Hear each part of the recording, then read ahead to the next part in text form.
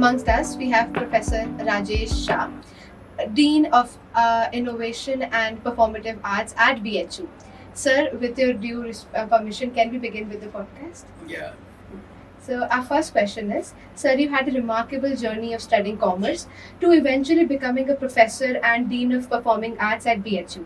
When you look back, what was the moment when you realized that music was not simply something you love, but something you want to dedicate your life to? Hindi में बोल सकते हैं। तो मैं, जैसा कि सभी को पता है कि मैं तो कॉमर्स का छात्र था और शुरुआत में बचपन से मैंने सीखना शुरू किया संगीत को, तो हॉबी के तौर पर। हॉबी कह लें कि म्यूज़िक हमको ये सिखाता है कि हमें डिसिप्लिन में कैसे रहना है, कैसे अनुशासन में रहना है, क्योंकि हम जब म्यूज़िक करते हैं तो हम स्वरों के बीच बात करते हैं या ताल में बात करते हैं या लय में बात करते हैं, तो वो सारा कुछ एक डिसिप्लिन सिखाता है। जैसे ताल एक डिसिप्लिन सिखाता है कि हमको इतने ही समय में हमको दोबारा सम पर आना है। तो वो सारी चीज़ें बचपन में मुझे संगीत के रूप में अनायास ही प्राप्त होती रहीं, क्योंकि ये मुझे पता नहीं था कि संगीत से क्या, बचपन में तो पता नहीं होता है। तो मैंने अनायास ही मैं डिसिप्लिन में आता चला गया। और लय, जिसको लय कहते हैं कि लय एक डिसिप्लिन का चीज़ है, और ताल है, स्वर है।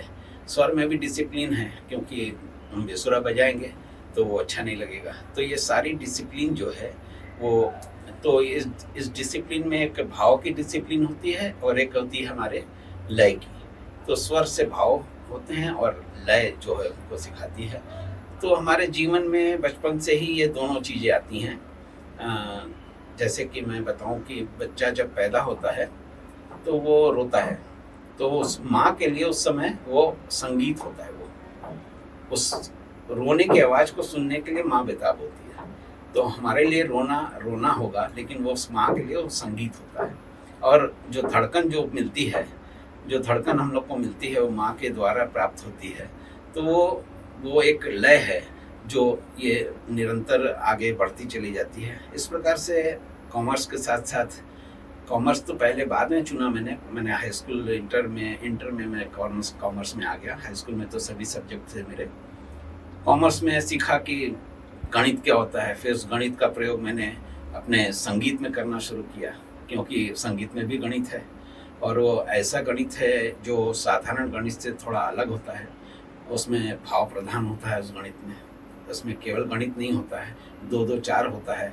लेकिन कभी कभी हम लोग 2-2-4 की जगह 4.5 भी कर देते हैं, क्योंकि हम भाव के साथ घूमते हैं। वहाँ कैलकुलेशन जरूर होता है, लेकिन भाव के साथ होता है। तो ये अंतर आया हमारे संगीत और कॉमर्स में। तो ये अंतर बाद में धीरे धीरे संगीत में ही आगे बढ़ता चले गए हम, और सब कुछ फिर संगीत ही हो गया मेरे लिए। बीकॉम के बाद मैंने जो है एमयूज़ में एडमिशन ले लिया, क्योंकि मैं सीए बनना चाहता था या सीएस बनना चाहता था। कंपनी सेक्रेटरीट का मैंने एक बार एग्ज़ाम भी दिया और सीए के लिए मैं तैयारी कर रहा था।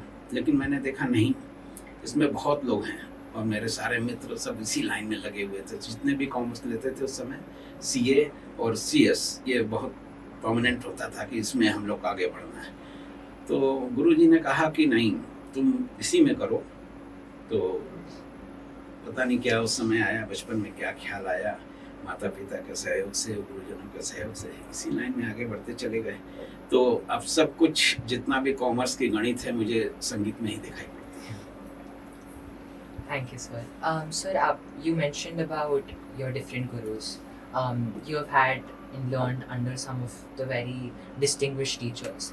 What is something that each one of your gurus gave you that you could have not learned possibly from books or institutions?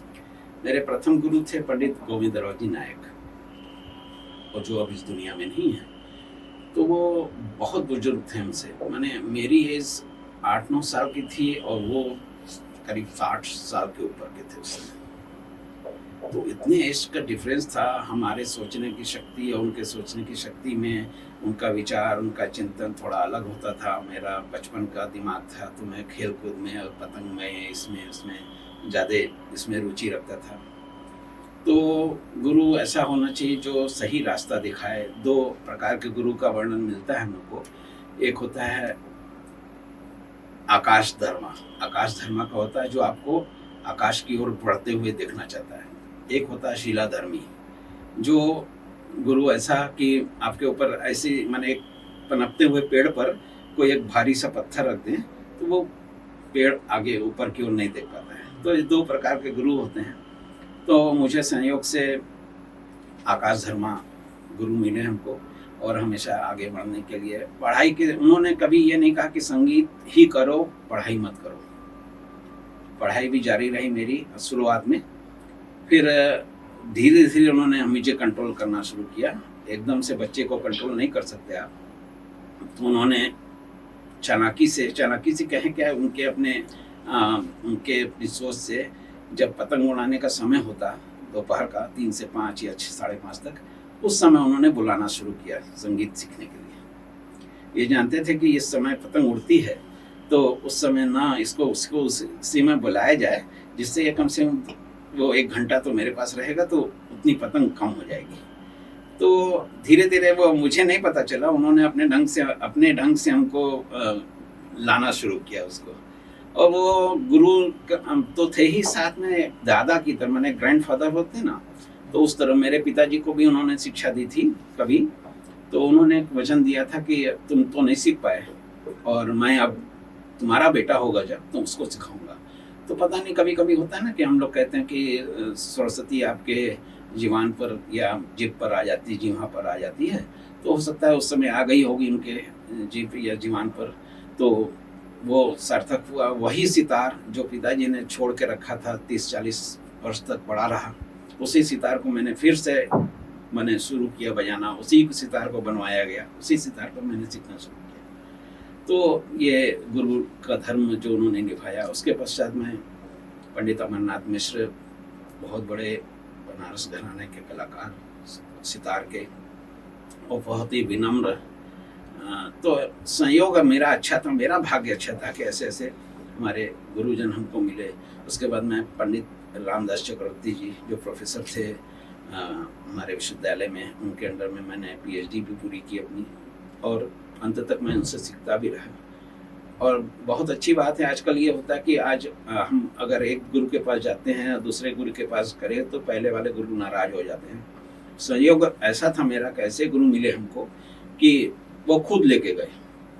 यानी गोविंदराव जी नायक जिनकी मैं बात कर रहा हूँ, वो बोले कि ऐसा है कि मेरे पास तो पुरानी चीज़ें हैं, आजकल तुम जो चल रहा है वो नहीं सीख पाओगे हमसे।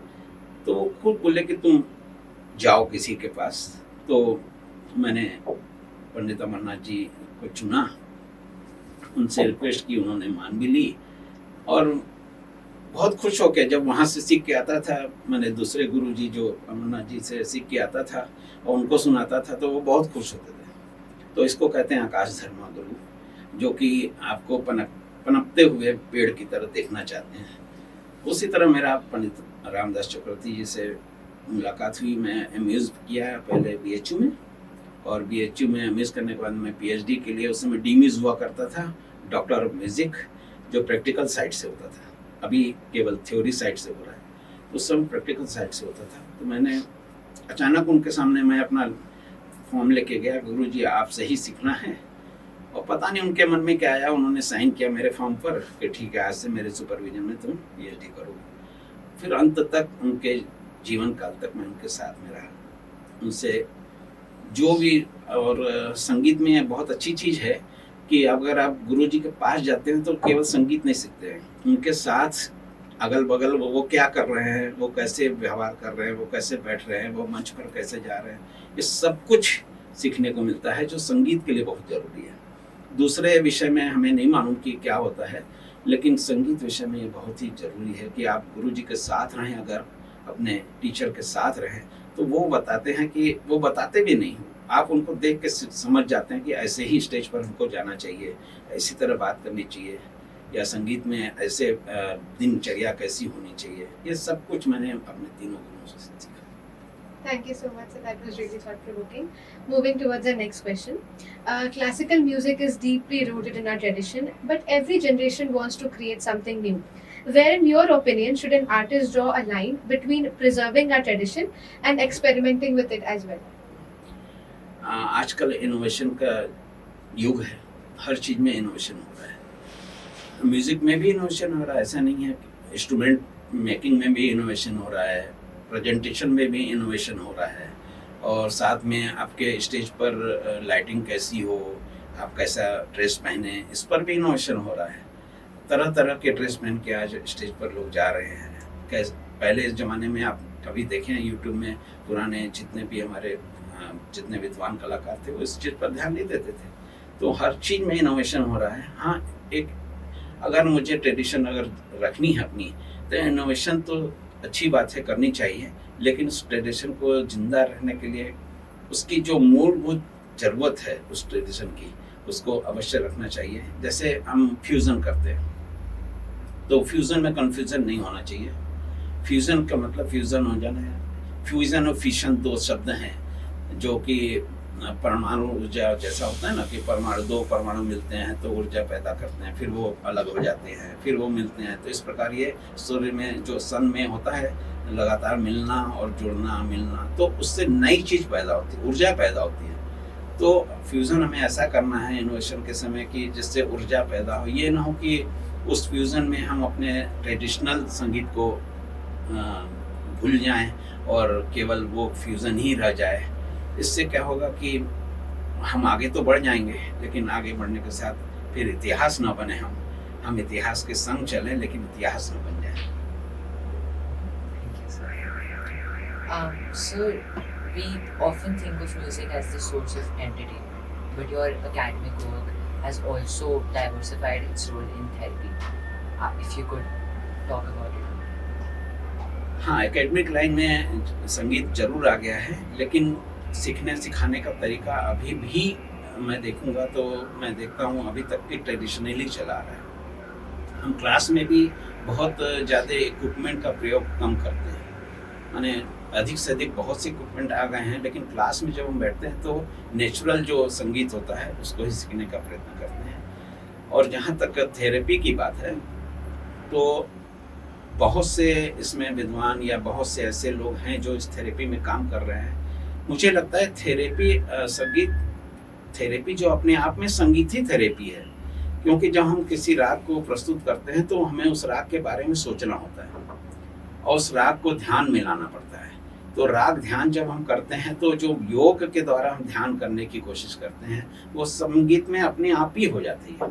उसको अलग से मुझे योग करने की या ध्यान करने की ज़रूरत नहीं होती है। जब हम संगीत करते हैं तो थेरेपी में क्या होता है, थेरेपी में हम अभी तक ये पूरी तरह से निकाल नहीं पाए, जितने भी म्यूजिशियन इस पर काम कर रहे हैं वो ये नहीं निकाल पाए कि किस राग से क्या चीज़ हो सकती है, या राग से हो सकती है या स्वर से हो सकती है, या ऐसा आदमी जिस पर कोई राग जिसको न मालूम, कोई राग नहीं मालूम है, हम आपके ऊपर राग का एक्सपेरिमेंट कर रहे हैं, तो पता नहीं आपको अच्छा लगेगा कि नहीं लगेगा वो राग। लेकिन बहुत से लोगों ने इस पर किया है और एक दो घटनाएं हम लोग को दिखाई भी सुनाई भी पड़ती हैं, हम लोगों ने प्रेस में भी देखी है कि ऐसा होने से ऐसा हो जाता है।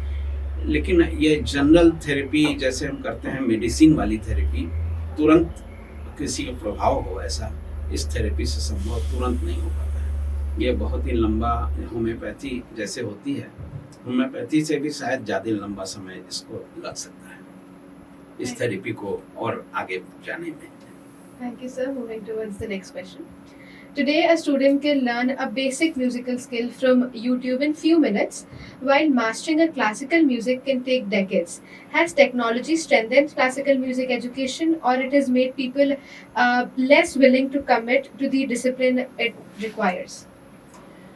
हाँ, YouTube से सीखना और ट्रेडिशनली सीखने में बहुत अंतर है। जैसे मैंने बताया, YouTube में आप सारेगामापधानिसा किसी इंस्ट्रूमेंट को बजाना सीख सकते हैं, लेकिन जब हम गुरु के साथ होते हैं तो उसको कैसे बजाना या हम कहाँ गलती कर रहे हैं, इसका YouTube कहीं भी हमको नहीं बताता है। YouTube से हम सीख सकते हैं कि इन्होंने ऐसे बजाया, ऐसा कपड़ा पहना, मैं भी कपड़ा पहन लूँ और इस तरह से स्टेज पे बैठ जाऊँ, लेकिन YouTube पूरा नहीं सिखा सकता। अगर ऐसा संभव होता YouTube से तो पंडित रविशंकर जी हम बन जाते, या उस्ताद विलायत खान साहब बन जाते, क्यों नहीं बन पा रहे हैं?